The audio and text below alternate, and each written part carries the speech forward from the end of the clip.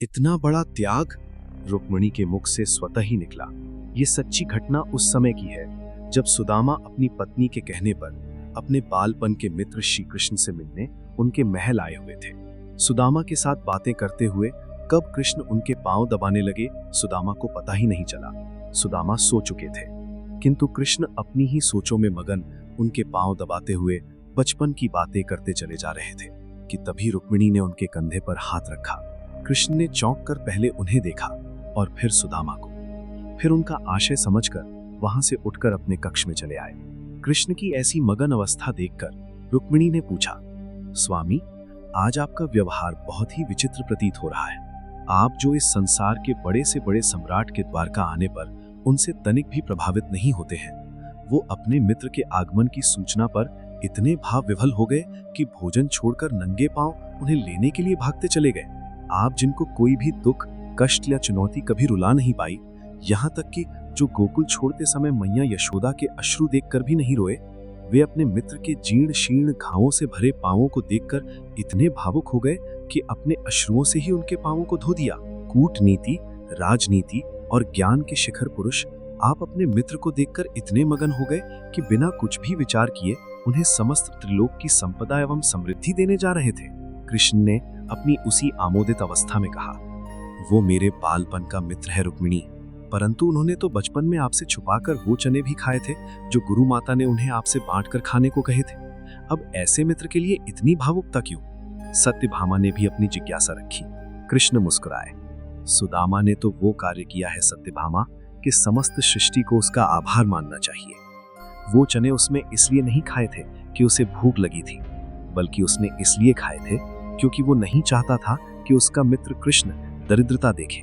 उसे ज्ञात था कि वे चने आश्रम में चोर छोड़कर गए थे, और उसे ये भी ज्ञात था कि उन चोरों ने वे चने एक ब्राह्मणी के गृह से चुराए थे।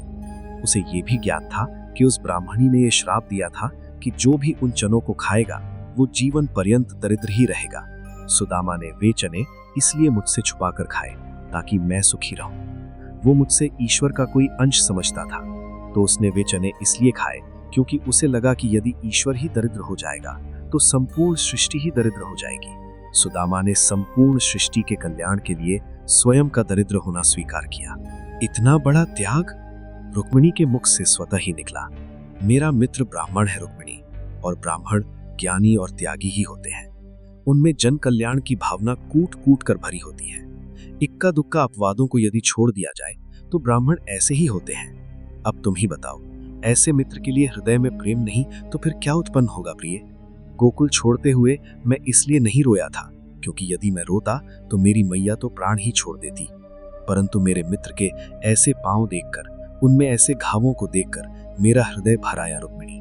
उसके पांवों में ऐसे घाव और जीवन में उसकी ऐसी दशा मात्र इसलिए हुई क्योंकि वो अपने इस मित्र का भला चाहता था। पता है रुक्मिणी, परिवार को छोड़कर किसी और ने कभी इस कृष्ण का इतना भला नहीं चाहा। लोग बाग तो मुझसे उनका भला करने की अपेक्षा रखते हैं। बस सुदामा जैसे मित्र ही होते हैं जो अपने मित्र के सुख के लिए स्वेच्छा से दरिद्रता एवं कष्ट का आवरण ओढ़ लेते हैं। ऐसे मित्र दुर्लभ होते हैं और न जाने किन पुण्यों के फल स्वरूप मिलते हैं। अब ऐसे मित्र को यदि त्रिलोक की समस्त संपदा भी दे दी जाए तो भी कम होगा। कृष्ण अपने भावुकता से भर्राए हुए स्वर में बोले। इधर कक्ष में समस्त रानियों के नेत्र सजल थे और उधर कक्ष के बाहर खड़े सुदामा के नेत्रों से गंगा यमुना बह रही थी। अगर आप भी कृष्ण भक्त हैं तो कमेंट में जय श्री कृष्ण जरूर लिखें। चलिए एक और रोचक कहानी सुनाता हूं। एक बार की बात है, एक कौवे की गरुड़ से दोस्ती हो गई। दोनों काफी समय साथ गुजारते थे। उनमें मित्रता इतनी गहरी हो गई थी कि आपस में कभी कोई बात छिपाते नहीं थे। एक दिन दोनों एक नदी के किनारे पेड़ पर बैठे बात कर रहे थे, तभी एक यमदूत उधर से गुजरा। उसने कौवे को देखकर मुस्कुराया। गरुड़ और कौवे ने उस यमदूत को अनदेखा किया और अपनी बातों में लग गए। लेकिन अगले दिन फिर वही हुआ। दोनों बातें कर रहे थे, तभी वही यमदूत फिर उधर से गुजरा। वो फिर कौवे को देखकर मुस्कुराया। इस बार कौवे को कुछ शंका हुई। उसने गरुड़ से कहा कि ये यमदूत मुझे देखकर कल भी मुस्कुराया था और आज भी वैसे ही मुस्कुराया।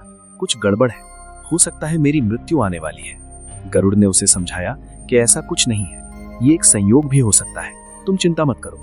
2-3 और ऐसे ही निकले। रोज यमदूत कौवे को देखकर मुस्कुराता। अब को कौवे को यकीन हो गया कि निश्चित ही मेरी मौत नजदीक है। उसने गरुड़ से कहा, मित्र, मैं मरना नहीं चाहता, लेकिन ये यमदूत जरूर 1-2 दिन में मेरे प्राण निकाल कर ले जाएगा।